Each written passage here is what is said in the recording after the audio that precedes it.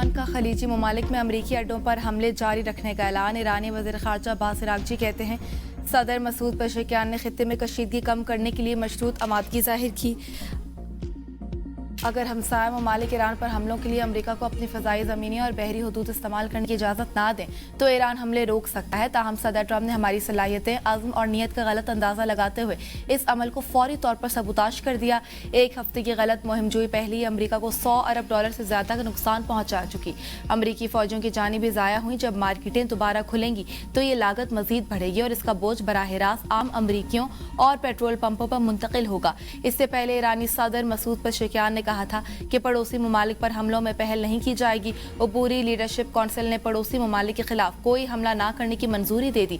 پاسداران انقلاب کا کہنا تھا کہ امریکہ کو ایران پر حملے کے لیے فضائی حدود فراہم نہ کرنے والے ممالک پر حملہ نہیں کیا۔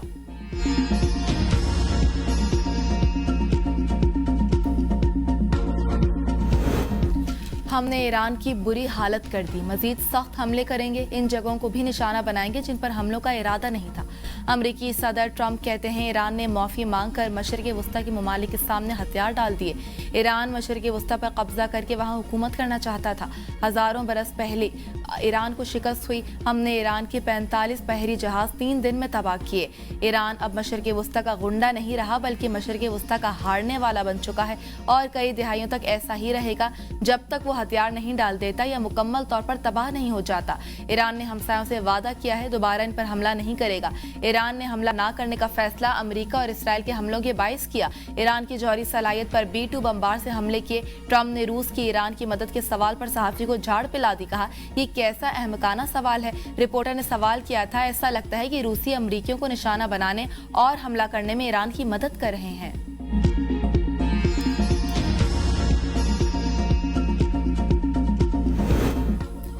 فیلڈ مارشل سعید عاصم منیر کی سعودی وزیر دفاع سے ملاقات۔ دفاعی معاہدے کے تحت ایرانی ڈرون اور میزائل حملے روکنے کے لیے اقدامات پر غور۔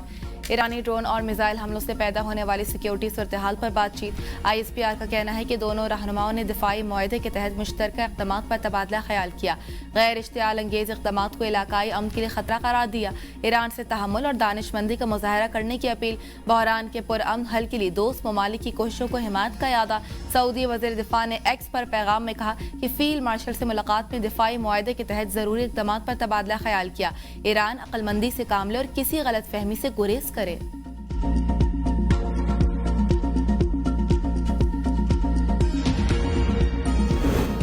امریکہ اور اسرائیل کے ایران میں شہری آبادیوں پر حملے۔ ایرانی جزیرہ قشم میں پانی کے پلانٹ پر حملہ۔ 30 دیہات میں پانی کی فراہمی متاثر۔ بحران کا خطرہ۔ اسرائیل کے 80 سے زائد لڑاکا طیاروں کا جدید ہتھیاروں سے امام حسین ملٹری یونیورسٹی اور پاسداران انقلاب کے اہم تربیتی مراکز پر حملہ۔ زیر زمین میزائل ذخائر، فوجی بنکر سے کمانڈر سینٹر تباہ کرنے کا دعویٰ۔ صوبہ کردستان میں اسکول پر حملہ، عمارت تباہ۔ مہرآباد ایئرپورٹ پر 16 فوجی طیارے تباہ کرنے کا دعویٰ۔ تہران کے آزادی ٹاور کے قریب بمباری۔ ایرانی جزیرہ قشم میں پانی کے پلانٹ پر حملہ۔ 30 دیہات میں پانی کی فراہمی متاثر۔ امریکہ کا ایران کے 47 جہاز تباہ کرنے کا دعویٰ۔ شہداء کی تعداد 1132 ہو گئی۔ شہداء میں 198 خواتین، طبی عملے کے 8 ارکان بھی شامل۔ امریکی سینٹکام کا ایران کے 30 سے زائد بحری جہاز تباہ کرنے، 3000 سے زائد اہداف کو نشانہ بنانے کا دعویٰ۔ ایرانی ہلال احمر کے مطابق امریکی اور اسرائیلی حملوں میں 6668 شہری مراکز متاثر ہوئے۔ فضائی حملوں سے 5535 رہائشی یونٹس کو نقصان پہنچا۔ 1041 تجارتی مراکز متاثر، 24 طبی مراکز کو نقصان پہنچا۔ 65 اسکول اور ہلال احمر کے 13 دفاتر نشانہ بنے۔ ایران کی اسرائیل پر جوابی یلغار سے ہونے ریاست میں میزائلوں کی برسات کر دی۔ اسرائیل اور امریکہ تنصیبات میں 25واں حملہ۔ فتح اور حماد میزائل طاق دیے۔ عراق میں امریکی کمپنی کے BR کے ہیڈ کوارٹر پر میزائلوں کی بوچھاڑ۔ کمپنی کے ہیڈ کوارٹر میں آگ بھڑک اٹھی۔ ایران کا امریکی بحری بیڑے ابراہم لنکن پر بھی میزائل حملہ۔ کلسٹر بموں سے لیس خیبر شکن میزائلوں کے پے در پہ حملے، کئی اہداف کے پرخچے اڑا دیے۔ تل ابیب، وسطی اور جنوبی اسرائیل مغربی کنارے میں سائرن بج گئے۔ خوفزدہ اسرائیلی شہری پناہ گاہوں میں منتقل۔ ایرانی پاسداران انقلاب کا ابنائے ہرمز میں امریکی آئل ٹینکرز پر ڈرون حملہ۔ پاسداران انقلاب کا کہنا ہے کہ خلیج فارس کے وسط میں مارشل آئی لینڈز کے پرچم والے آئل ٹینکر لوئس پیک کو نشانہ بنایا گیا۔ مارشل آئی لینڈ کے پرچم والے ٹینکرز امریکہ کے اثاثوں میں شمار ہوتے ہیں۔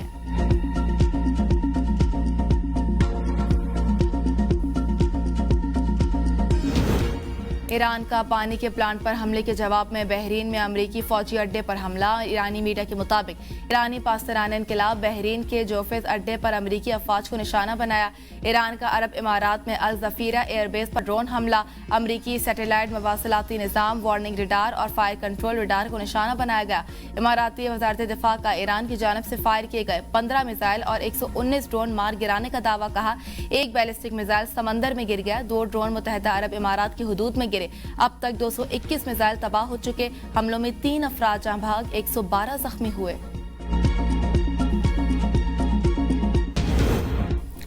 قوم حالت جنگ میں ہے، یو اے کی کھال موٹی اور گوشت کڑوا ہے، ہم آسان شکار نہیں۔ متحدہ عرب امارات کے صدر محمد بن زائد ال نہیان کا ایران جنگ کے بعد عوامی سطح پر پہلا بیان، کہا ہم نے ملک، عوام اور ہمارے خاندان کا حصہ ہمارے رہائشیوں کے لیے اپنا فرض ادا کریں گے۔ اپنی خود مختاری اور ملک کی سالمیت کا بھرپور دفاع کیا جائے گا۔ شیخ محمد بن زائد ال نہیان کی ہسپتال میں زخمیوں کی عیادت، مریضوں کی خیریت دریافت کی، جلد صحت یابی کے لیے نیک تمناؤں کا اظہار، کہا آپ اپنے ملک میں اور اپنے لوگوں کے درمیان ہیں، آپ کی سلامتی اور متحدہ عرب امارات میں رہنے والے ہر فرد کی سلامتی ہماری ذمہ داری اور اولین ترجیح ہے۔ زخمیوں میں اماراتی، پاکستانی، بھارتی، ایرانی اور سوڈانی شہری شامل ہیں۔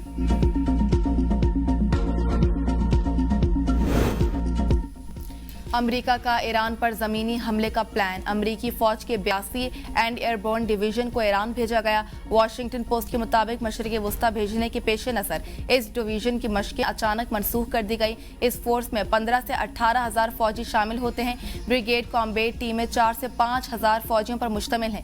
یہ ڈویژن خاص طور پر انفراسٹرکچر پر قبضے کرنے میں مہارت رکھتی ہے۔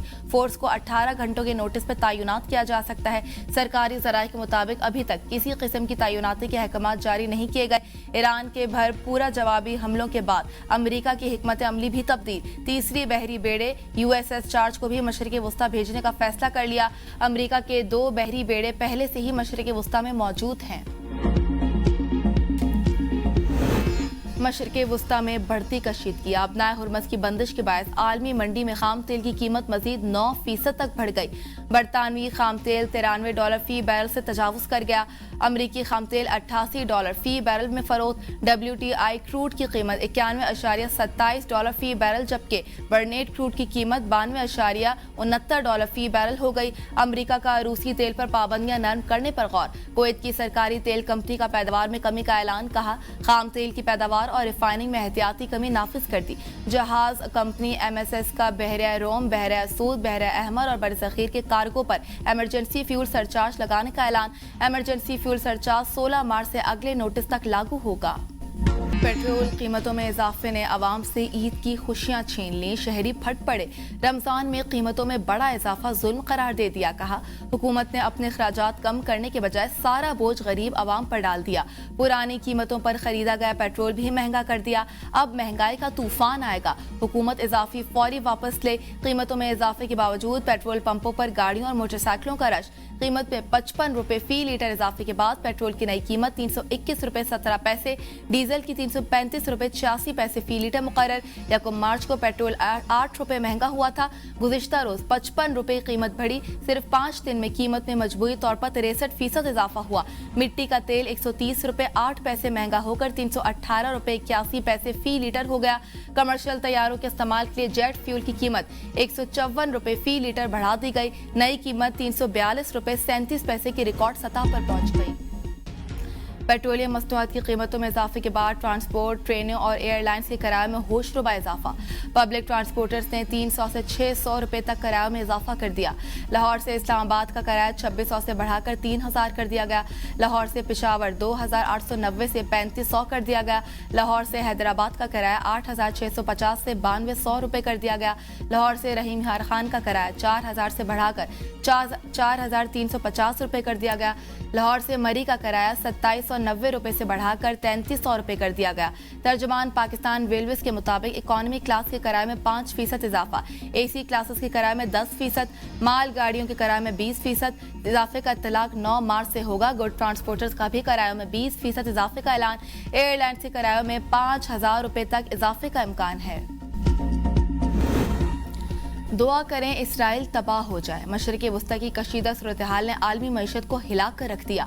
پیش کی منصوبہ بندی نہ ہوتی تو آج پیٹرول 375 روپے فی لیٹر ہوتا۔ وزیر دفاع خواجہ آصف کا ایکس پر پیغام، کہا ابنائے ہرمز کی بندش سے پیٹرولیم مصنوعات کی قیمتیں آسمان پر ہیں۔ عالمی بحران میں قیمت میں محدود اضافہ کرنا بہت محنت کا کام ہے۔ اس کے لیے پیش کی منصوبہ بندی، روابط اور انتظامات کی لمبی داستان ہے۔ حکومتی اتحادیوں کا بھی تیل قیمتوں میں اضافہ واپس لینے کا مطالبہ۔ سابق وزیراعظم راجہ پرویز اشرف کا معاملہ پارلیمنٹ میں اٹھانے کا اعلان۔ ترجمان پیپلز پارٹی شازیہ مری نے فی لیٹر 55 روپے اضافہ عوام پر بڑا معاشی بوجھ قرار دے دیا۔ کہا رمضان المبارک میں دوسری بار قیمتوں میں اضافہ انتہائی افسوسناک ہے۔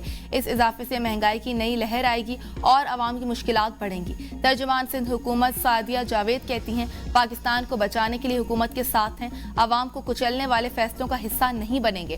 ایم کیو ایم رہنما فاروق ستار نے پیٹرول کی قیمت میں ہوش روپے اضافے کو عوام پر مہنگائی کا ایٹم بم قرار دیا۔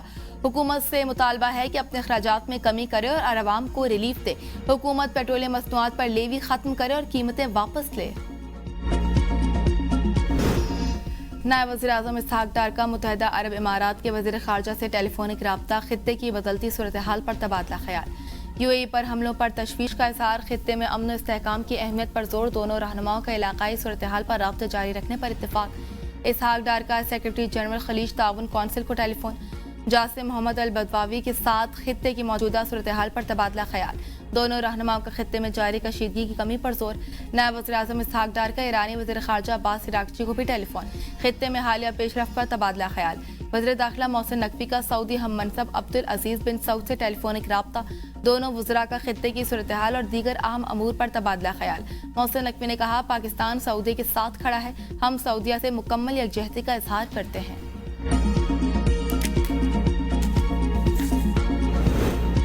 ایران کے نئے سپریم لیڈر کے انتخاب کے لیے آئندہ 24 گھنٹوں میں اجلاس منعقد ہونے کا امکان۔ ایران کی مجلس خبرگان رہبری کے رکن آیت اللہ مظفری نے کہا اب تک مجلس خبرگان کا کوئی باضابطہ اجلاس منعقد نہیں ہوا اور نہ ہی کسی شخصیت کا انتخاب کیا گیا۔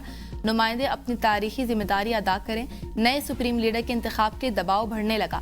آیت اللہ ناصر مکارم شیرازی اور حسین نوری ہمدانی کا نئے سپریم لیڈر کے اعلان میں تیزی لانے اور فوری انتخاب کا مطالبہ۔ کہا بروقت فیصلہ ملکی معاملات کو بہتر بنائے گا۔ ایرانی علماء نے شہید علی خامنائی کے جانشین کے جلد اعلان پر زور دیتے ہوئے کہا کہ نئے سپریم لیڈر کا جلد اعلان قومی اتحاد کے لیے ضروری ہے۔ دشمن کو مایوس کرنے کے لیے قیادت کے اعلان میں تاخیر نہ کی جائے۔ 9 مئی جی ایچ کیو حملہ کیس میں عمر ایوب، زرتاج گل، مراد سعید، شبلی فراز، حماد اظہر، کمل شوذب اور راشد شفیق سمیت 47 اشتہاری ملزمان کو 10 سال قید اور 5 لاکھ روپے جرمانہ۔ ملزمان کی جائیداد بھی ضبط کرنے کا حکم۔ انسداد دہشت گردی عدالت راولپنڈی نے فیصلے میں کہا کہ سزا پانے والے ملزمان جی ایچ کیو گیٹ، حمزہ کیمپ اور آرمی میوزیم پر حملوں میں ملوث پائے گئے۔ جی آئی ٹی رپورٹ نے ملزمان کو پرتشدد احتجاج کی منصوبہ بندی میں ملوث مرکزی ملزم قرار دیا۔ بانی پیٹے اور شاہ محمود قریشی سمیت 118 ملزمان پر دسمبر 2024 میں فرد جرم